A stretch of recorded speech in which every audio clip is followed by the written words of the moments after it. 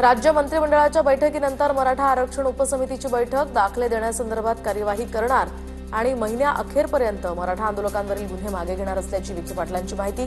तर भुजबळांसोबत चर्चा करून त्यांचा दुराग्रह दूर करणार असल्याचंही वक्तव्य. राष्ट्रीय ओबीसी महासंघाच्या 14 मागण्यांपैकी 12 मागण्या एका महिन्यात मान्य करू, अतुल सावेंनी आश्वासन दिल्याची परिणय फुकेंची माहिती. तर एका महिन्यात या संदर्भातला GR काढणार, फुकेंची माहिती. ज्यांची जेवढी संख्या त्यांना त्यानुसार आरक्षण सरकारनं द्यावं. सरकारचे नेते महादेव जानकरांची सरकारकडे मागणी. सत्ताधारी भाजपचे आरक्षण देण्याची इच्छा नाही, सर्वांना झुलवत ठेवण्याचा भाजपचा प्लॅन आहे, जानकरांचा आरोप. मराठ्यांना आरक्षण देताना ओबीसींनी धक्का न लावणं ही राष्ट्रवादीची आधीपासूनच भूमिका होती. GRचा अभ्यास करून मी पूर्णपणे केलेला नाही. तर तटकरे यांची यावर प्रतिक्रिया. एनडीएचे CP राधाकृष्णन हे आता नवे उपराष्ट्रपती. इंडिया आघाडीच्या बी सुदर्शन रेड्डी यांचा पराभव. CP राधाकृष्णन यांना 452 मतं तर बी सुदर्शन रेड्डी यांना 300 मतं पडली आहेत. इंडिया आघाडीचे 14 मतं फुटल्याचा अंदाज. उमेदवार बी सुदर्शन रेड्डी यांना 300 खासदारांकडून मतदान. काँग्रेसनं इंडिया आघाडीच्या 315 खासदारांच्या मतदानाचा दावा केला होता. मला विश्वास आहे की CP राधाकृष्णन उत्कृष्ट उपराष्ट्रपती असतील. आपली संविधानिक मूल्य बळकट करून संसदीय चर्चा वाढवतील. पंतप्रधान मोदींकडून नवनिर्वाचित उपराष्ट्रपती राधाकृष्णन यांना शुभेच्छा. उपमुख्यमंत्री शिंदेंकडून नवनिर्वाचित उपराष्ट्रपती CP राधाकृष्णन यांना शुभेच्छा. उपराष्ट्रपती पदाची निवडणूक बिनविरोध होऊ शकली असती. उपराष्ट्रपती पदाच्या निवडणुकीवरून उपमुख्यमंत्री शिंदेंची प्रतिक्रिया. उपराष्ट्रपती पदासाठी सर्वाधिक क्रॉस वोटिंग महाराष्ट्रातनं. शिंदेंचे शिवसेनेचे खासदार नरेश म्हस्केंचा दावा. तर उद्धव ठाकरे आणि शरद पवार तसंच काँग्रेसच्या खासदारांनी काही प्रमाणात एनडीएचे उमेदवार राधाकृष्णन यांना मतदान केलंय, म्हस्केंची प्रतिक्रिया. उपराष्ट्रपती पदाच्या निवडणुकीमध्ये युपीएच्या ठिकऱ्या उडाल्या आहेत. भाजपचे माध्यम प्रमुख नवनाथ मन यांचा संजय राऊतांवर निशाणा. सकाळच्या पत्रकार परिषदेमध्ये राऊत आम्हीच जिंकणार असं म्हणत होते, पण पुरता बँड वाजला. मन यांनी राऊतांना डिवचलं. सोलापूर मुरुम उत्खनन प्रकरणी जिल्हाधिकाऱ्यांकडून अहवाल मागवलाय. मुख्यमंत्री देवेंद्र फडणवीसांची माहिती. तर अजित पवारांनी सुद्धा या संदर्भात स्पष्टीकरण दिलंय. IPS अंजना कृष्णा यांच्यासोबतच्या वादावरून मुख्यमंत्री फडणवीसांची पहिली प्रतिक्रिया. मिटकरींचं पत्र हे पक्षाची अधिकृत भूमिका नसून व्यक्तिगत भूमिका आहे. अमोल मिटकरींना लिहिलेल्या पत्रावर तटकरेंची प्रतिक्रिया. तर मिटकरींनी IPS अंजना कृष्णा यांच्या कागदपत्रांच्या चौकशीची मागणी केली होती. दळवींच्या वक्तव्याची दखल आम्ही घेत नाही. राज्यातील जनतेला दादा आणि सुनील तटकरे काय आहेत हे माहिती आहे. सुनील तटकरेंची शिंदेच्या सेनेचे आमदार महेंद्र दळवींवर टीका. रायगडमध्ये राजकीय वातावरण शांत राहावं हा आमचा प्रयत्न, पण कुत्र्याची शेपूट वाकडी ती वाकडीच. आनंद परांजपेंची शिंदेच्या सेनेचे आमदार महेंद्र दळवींवर टीका. दळवींच्या पत्नीनं आत्ताच कुणाला तरी मारलंय, परांजपेंचा दळवींना टोला. तर माढ्यामधील मुरुम उपसा प्रकरणातील व्हिडिओ खासदार धैर्यशील मोहिते पाटलांनी पत्रकार परिषदेत दाखवला. कारवाईसाठी अधिकाऱ्यांसह पोलिसांना फ्री हँड द्यावा. मोहिते पाटलांची मुख्यमंत्र्यांना विनंती. तर प्रकरणातील खरे माफिया बाजूला, सरपंच ग्रामसेवकाला बळीचा बकरा बनवलं, मोहिते पाटलांचा आरोप. करमाळा प्रकरणी अजित पवारांच्या समर्थनार्थ स्वाभिमानी आंबेडकरी संघटनेचं आंदोलन. तर अजित पवारांच्या प्रतिमेला दुग्धाभिषेक करून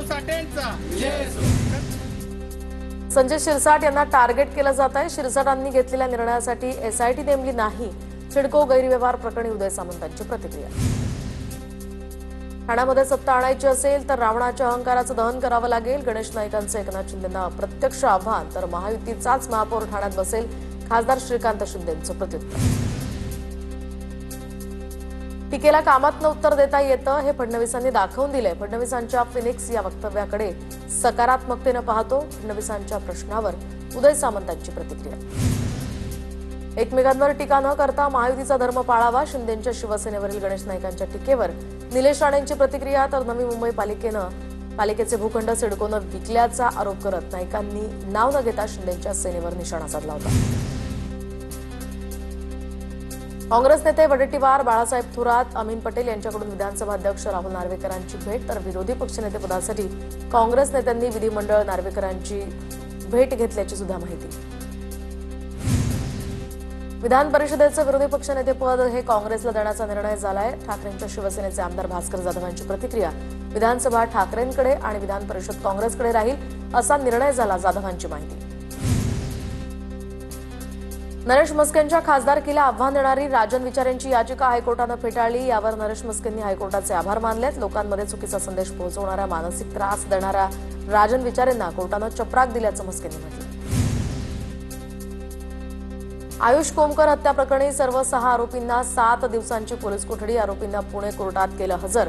कोमकर हत्या प्रकरणी अंधेकर टोळीच्या 8 जणांना बेड्या. पुणे पोलिसांनी आरोपी बंडू अंधेकरला गुडघ्यावर बसवलं. आरोपी बंडू अंधेकर हा वयस्कर असल्यामुळे त्याला 2 पायावर बसता येत नव्हतं. त्यामुळे तो थेट मांडी घालून बसला होता.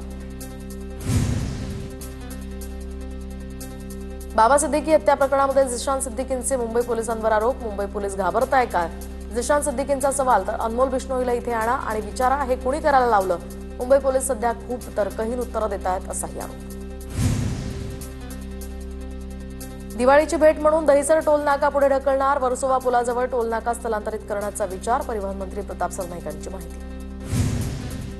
सुनील तटकरे एक विचार आहे आणि विचार संपवता येत नाही. राष्ट्रवादीच्या राज्य प्रवक्त्या सायली दळवी जाधव यांच्याकडून विरोधकांचा समाचार. भाजप नेते किरीट सोमय्या यांच्याकडून पोलीस उपायुक्त गणेश शिंदे यांची भेट. तर अमरावती शहरातील बनावट जन्मदाखले प्रकरणी भेट घेतली. पुण्यातील विसर्जन मिरवणुकीमध्ये महिला पत्रकाराचा विनयभंग करणारे अटकेत. चिराग किराड, अनुज नवगिरो या 2 ढोल पथकातील तरुणांकडून महिला पत्रकाराचा विनयभंग करण्यात आला होता. तहसीलदार प्रशांत थोरात यांचं निलंबन रद्द करण्याचा मंत्री बावनकुळेंचा निर्णय. निरोप समारंभामध्ये तहसीलदारांच्या खुर्चीत बसून गाणं गायल्याचं प्रकरण झालं होतं आणि त्यांचं या प्रकरणी निलंबन झालं. धाराशिवच्या परांड्यामध्ये मराठा आरक्षणाचा GR मागे घेण्याची ओबीसी समाजाची मागणी होती. तसंच मागे न घेतल्यास आंदोलनाचाही इशारा. स्वच्छ वायू सर्वेक्षण 2025 मध्ये अमरावती शहर देशात अव्वल. तर 3 ते 10 लाख लोकसंख्या गटात अमरावतीला 200 पैकी 200 गुण. केंद्र सरकारकडून अमरावतीला पहिलं पारितोषिक जाहीर. जळगावच्या मुक्ताईनगरमधील कोकाडा या ग्रामपंचायतीचा सरपंच अपात्र. ग्रामसभा न घेणं, पदाचा दुरुपयोग करणं इत्यादी कारणांचा ठपका ठेवत जिल्हाधिकाऱ्यांचे आदेश. नंदुरबार शहराला पाणी पुरवठा करणाऱ्या विरचक धरणामध्ये 90% पाणीसाठा. विरचक धरणात पाण्याची पातळी 238 मीटर 60 सेंटीमीटरनं वाढली. शिवण नदीच्या काठावर राहणाऱ्या गावांना सतर्कतेचा इशारा. परभणी शहरातील उड्डाणपूल मृत्यूचा सापळा बनला. उड्डाणपुलावर अरुंद जागा आणि खड्डे पडल्यामुळे वाहनचालक त्रस्त. डोंबिवलीमधील पालिकेच्या नागरिक सुविधा केंद्रामध्ये संतप्त नागरिकांचा गोंधळ. गैरसोय होत असल्यामुळे नागरिक संतप्त झाल्याची माहिती. गिरणा धरणाचे पाणी नदीमध्ये न सोडता कालव्याद्वारे सोडा. जळगावच्या धरणगावमध्ये शिवसेनेच्या ठाकरे गटाची मागणी. शिवसेनेच्या शिष्टमंडळांचं पाटबंधारे विभागानं उपविभागीय अधिकाऱ्यांना निवेदन दिलं. चंद्रपूर जिल्ह्यातील औद्योगिक शहराला जोडणारा घुग्गुस मार्ग खड्डेमय. टोल भरून सुद्धा वाहनधारकांवर त्रास सहन करण्याची वेळ. सातत्यानं पाठपुरावा करून सुद्धा रस्त्याचं काम अपूर्णच. नंदुरबार जिल्ह्यातील राष्ट्रीय आरोग्य अभियान अंतर्गत कार्यरत असलेले कर्मचारी बेमुदत संपावर. कर्मचाऱ्यांच्या संपावर आरोग्य सेवांवर परिणाम. तर आरोग्य केंद्र बंद असल्यामुळे नागरिकांवर खासगी रुग्णालयामध्ये जाऊन उपचार घेण्याची वेळ.